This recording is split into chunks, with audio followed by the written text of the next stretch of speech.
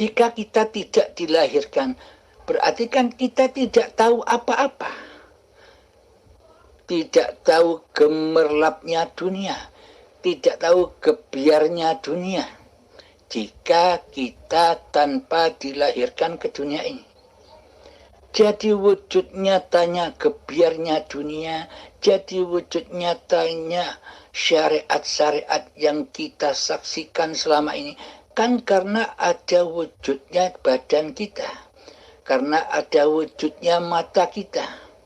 Sehingga dari hakikat mata menuju torekohnya, sifat penglihatannya, maka wujudlah seluruh syariat-syariat yang kita pandang.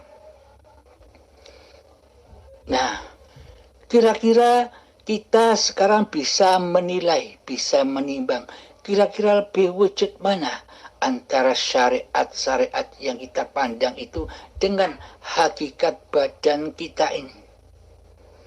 Lebih dulu mana wujudnya segala sesuatu dengan wujudnya badan kita ini. Kan lebih dahulu wujudnya badan kita ini ketimbang segala sesuatu syariat yang kita saksikan. Tanpa kewujudan diri badan manusia ini, maka seluruh syariat tidak akan pernah bisa kita saksikan. Bisa dipahami? Nah, berarti hakikatlah yang lebih wujud daripada toreko. Badan inilah yang lebih wujud daripada toreko penglihatan pada mata. Dan penglihatan mata ini yang akan menunjukkan jalan mewujudkan seluruh syariat-syariat yang kita lihat, yang kita wujudkan. Maka syariat itu hakikatnya gaib, hakikatnya tiada tanpa Allah. Maksudnya tanpa badan-badan kita ini. Jadi seumpama jika badan kita ini tidak ada, apakah ada sholat? Apakah ada zakat? Apakah ada puasa? Apakah ada haji dan ibadah-ibadah yang lain? Adanya seluruh syariat-syariat yang kita kerjakan, adanya seluruh sholat-sholat yang kita kerjakan, adanya seluruh ibadah-ibadah yang kita kerjakan, kan karena adanya badan kita ini. Tanpa adanya badan ini, tanpa adanya hakikat badan kita ini, apakah syariat-syariat itu akan wujud? Apakah kita bisa sholat? Apakah kita bisa zakat? Apakah kita bisa puasa? Apakah kita bisa haji? Tanpa badan. Nah, berarti kan artinya bahwa sholat, ibadah, dan seluruh ibadah itu lebih wujud mana dengan badan kita.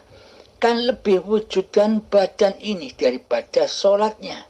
Lebih wujudan badan ini daripada ibadahnya. Lebih wujudan badan ini hakikatnya ketimbang syariat-syariat yang kita lakukan di luar diri kita. Tanpa adanya badan, maka kita tak akan bisa bersyariat. Jadi syariat itu selalu nyambung dengan hakikatnya, tidak berjalan sendiri-sendiri. Karena tanpa hakikat maka syariat tak ada. Tanpa hakikat maka torekoh tak ada. Dengan hakikatlah maka torekoh ada. Dengan hakikatlah dan maka syariat-syariat itu akan terwujud. Jadi pada intinya badan inilah hakikatnya yang lebih wujud daripada syariat-syariat yang kita perbuat selama ini. Karena selama ini kita hanya memandang wujud luarnya saja, maka kita buta memandang kitab yang ada di dalam diri kita. Kita sibuk mengkaji kitab-kitab yang ada di luar diri. Al-Quran dan hadis kita sibuk membahasnya. Padahal sumber dari segala sumber kitab-kitab yang ada di luar sana itu Al-Quran, hadis, Zabur, Taurat, dan semua kitab-kitab yang ada di luar diri semuanya bersumber dari kitab yang ada di dalam diri, yakni Al-Quran Qadim. Siapakah Al-Quran Qadim? Hayatullah, dialah Al-Quran Qadim. Jadi tanpa Allah maka kitab-kitab itu tak akan bisa kita saksikan. Kira-kira bisa dipahami tentang hakikatnya, yakni badan-badan inilah dan mata inilah hakikatnya. Mari kita berjalan-jalan lagi menuju makrifatnya. Makrifat, apa sih yang dimaknai makrifat itu? Makrifat itu adalah zat yang menciptakan badan dan mata ini, yakni zat yang menciptakan, yang melahirkan badan-badan ini. Jadi Allah tidak melahirkan, tapi Allah menciptakan.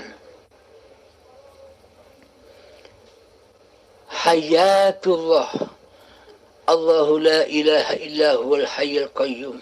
Allah tiada ilah, tiada Tuhan yang berhak disembah, dialah hidup yang kekal. Lagi terus-menerus menghidupi makhluk-makhluknya. Coba kita perhatikan, kira-kira apakah hakikat ini bisa lahir sendiri? Apakah badan-badan manusia ini bisa terlahir sendiri tanpa adanya kehidupan, tanpa adanya Allah, tanpa adanya makrifat?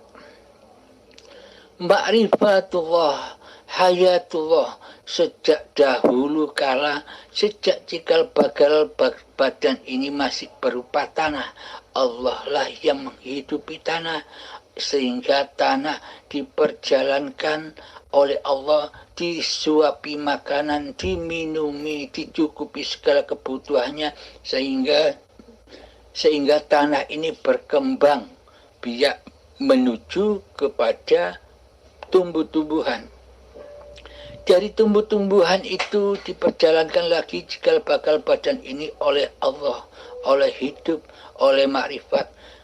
Diasupi lagi, dicukupi lagi segala kebutuhannya, disuapi, dimakani, diminumi, sehingga menjadi berkembang, menjadi hasil buah-buahan di dalam tumbuh-tumbuhan itu.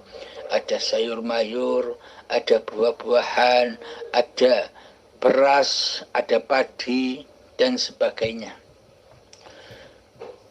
Disitulah Allah memperjalankan manusia. Di dalam Al-Quran, Allah menghidupkan manusia 2 kali dan Allah mematikan manusia 2 kali.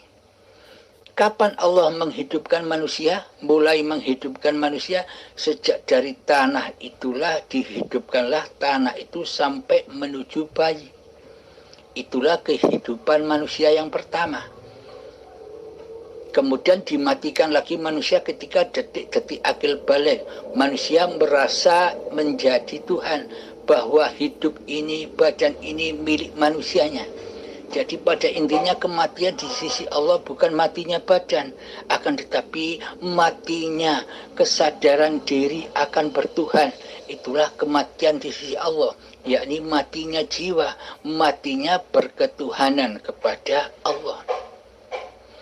Terus kita lanjutkan lagi, ketika buah-buahan, sayuran dan padi dimakan oleh hidup, dimakankan oleh hayatullah yang ada di kedua orang tua kita, maka dengan makanan dan minuman itu jadilah sel sperma dan sel telur.